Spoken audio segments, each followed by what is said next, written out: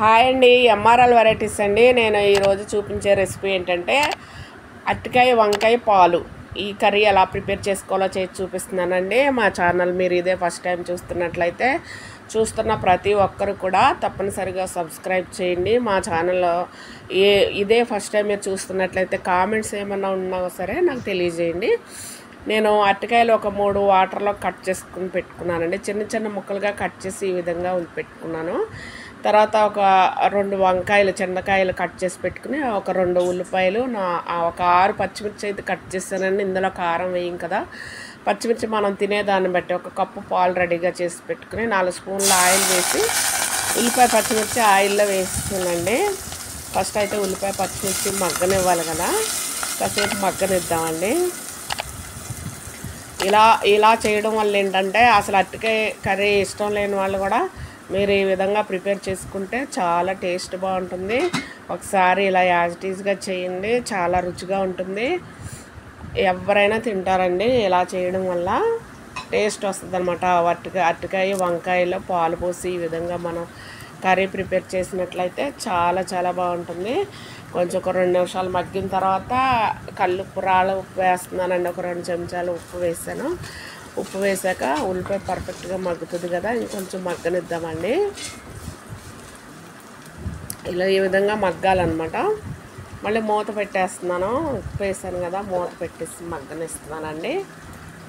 ఉల్లిపాయ పచ్చిమిర్చి ఆయిల్లో పర్ఫెక్ట్గా మగ్గినప్పుడు మనకి కర్రీకి టేస్ట్ బాగుంటుంది. తర్వాత దీనిలోనే వంకాయ ముక్కలు వేసేస్తున్నానండి. ఉల్లిపాయతో పాటు వంకాయలు కూడా మగ్గుతాయి కదా. ఉప్పు వేసాక 1 నిమిషం మగ్గనిచ్చి ఉల్లిపాయ ముక్కలు కూడా వేసేస్తున్నానండి. ఉల్లిపాయ ముక్కలు వంకాయ ముక్కలు కూడా కలిపి మగ్గుతాయి. ఈ విధంగా మనం వంకాయ ముక్కలు కట్ చేసుకుని వేసేసుకుంటున్నాము. ఇలా కట్ చేసుకోవాలండి. మరీ పెద్దవి మరీ చిన్నవి కాకుండా వంకాయ ముక్కలు. ఒక 1/2 స్పూన్ పసుపు వేసానండి. ఒకసారి అయితే కలుపుకుందాము. ఆల్రెడీ ఉప్పు వేసాం కాబట్టి మగ్గుతాయండి, వంకాయ ముక్కలు కూడా మగ్గుతాయి. నేను చిన్న సైజు 2 వంకాయలు తీసుకున్నానండి. 3 అరటికాయలకు 2 వంకాయలు కట్ చేసుకున్నాను నేను.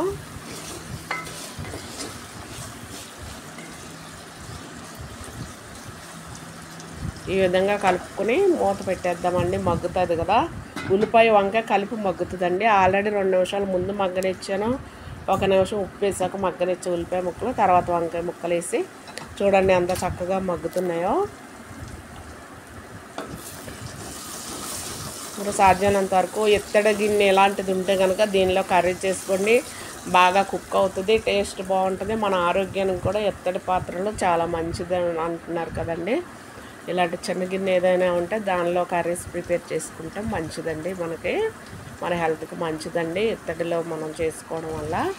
నేను వంకాయ ముక్కలు కూడా మగ్గినాయి కదా, ఇప్పుడు అరటికాయ వేసేస్తున్నాను. ఎందుకంటే వంకాయ మగ్గడానికి కొంచెం టైం ఎక్కువ పడుతుంది, అరటికాయ ముక్కలు మగ్గడానికి తక్కువ టైం పడుతుందండి. అందుకే ముందు వంకాయ ముక్కలు వేసేసి బాగా ఆయిల్లో మగ్గనిచ్చి ఇప్పుడు అరటికాయ ముక్కలు వేస్తున్నాను.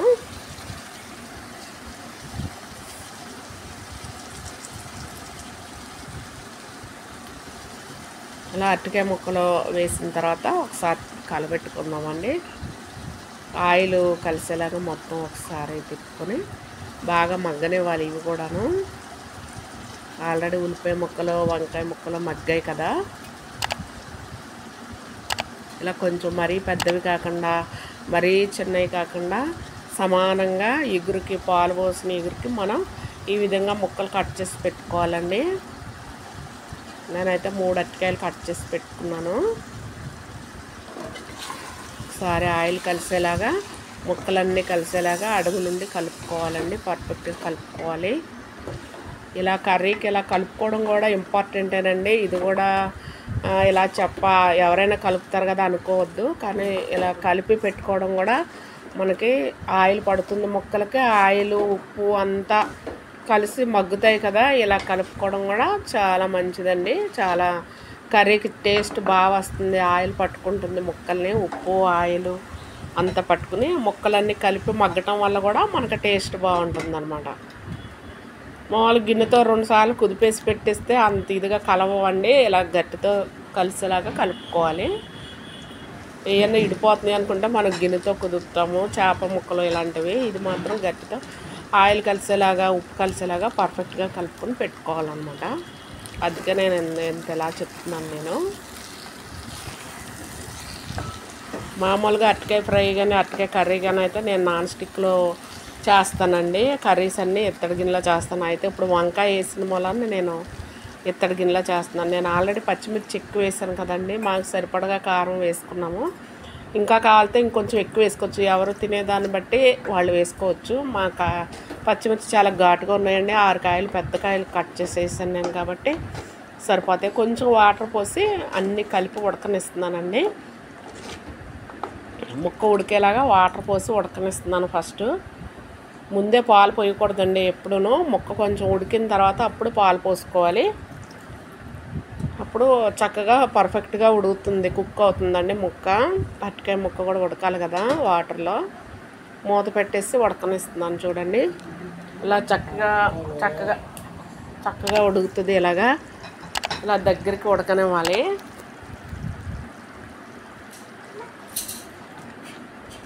ఇలా ఉడకనివ్వాలండి. చక్కగా ఉడుకుతుంది చూడండి, చాలా టేస్ట్ వస్తుంది. ఈ విధంగా మనం వంకాయ, అరటికాయ, ఉల్లిపాయ ఎంత కలిపి ఉడుకుతుంది కదా. ఇప్పుడు ఒకప్పుడు పాలు పోస్తున్నాను నేను. ఉడికిన తర్వాత ఇంకా కొంచెం ఉడకాలనుకున్నప్పుడు చివరిలో పాలు పోయాలండి. పోసి దగ్గర పడినిచ్చి దింపేసుకోవాలి. ఇందులో మనం ఇంకా అల్లం వెల్లుల్లి పేస్ట్ కానీ అలాంటివి ఏమి మనం వేయకూడదండి. మామూలుగా ఈ విధంగానే మనం వేసుకోవాలి, ఇంకేమీ అవసరం లేదు అసలు. మీకు ఇంకా కావాలనుకుంటే పచ్చిమిర్చి కారం కాకుండా మామూలు ఎర్రకారం కూడా వేసుకుంటామంటే 1 స్పూన్ చివరిలో వేసుకోవచ్చండి, పర్లేదు. 1 స్పూన్ కారం వేసుకోండి. అంటే పాలు పోయకముందే మీరు ముక్కల్లో వాటర్ పోయకముందే 1 స్పూన్ కారం కూడా వేసుకుని పాలు పోసుకోవచ్చు. నా విధంగా కూడా ప్రిపేర్ చేసుకోవచ్చు. నేనంటే ఇంకా పచ్చిమిర్చి ఎక్కువ వేసాను కదా అని నేను కారం వేయలేదు. మామూలుగా పాలు పోసే కూరల్లో ఉత్తి పచ్చిమిర్చితో అయితేనే టేస్ట్ బాగుంటుంది. లేదు మాకు కారం కూడా కావాలంటే కొంచెం కారం కూడా 1 చెంచాడు వేసుకుంటే సరిపోతుందండి. చూడండి బాగా కుక్ అయింది, రెడీ అయిపోయింది. అరటికాయ, వంకాయ, పాలు కర్రీ రెడీ. ఇగురు మీరు యాజ్ ఇట్ ఈస్గా ఎలా చేసి కామెంట్స్ ఏమన్నా ఉంటే నాకు తెలియజేయండి. ఒకసారి మీరు ఎలా చేయండి, ఎవరైనా ఇష్టంగా తింటారు. ఈ కర్రీ చాలా టేస్ట్గా ఉంటుంది. మీకు ఇంకా కారం కావాలంటే 1 స్పూన్ కారం కూడా వేసుకోండి. మా ఛానల్ అందరూ తప్పనిసరిగా సబ్స్క్రైబ్ చేయండి.